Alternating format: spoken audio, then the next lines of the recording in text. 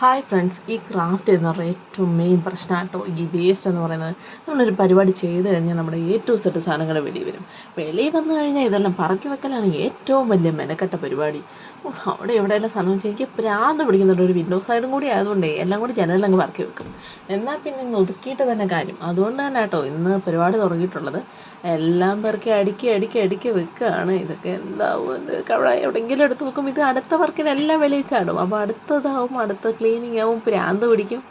അപ്പോഴാണെടാ വിളിക്കുന്നടാ, ആരാടാ, എൻ്റെ വയറ് വിശന്നിട്ട് പൊരിഞ്ഞിട്ട് വയ്യ. അപ്പോൾ ഇന്നത്തെ ബ്രേക്ക്ഫാസ്റ്റ് ഹെൽത്തി ന്യൂട്രീഷ്യസ് പഴങ്കഞ്ഞിയാണ്.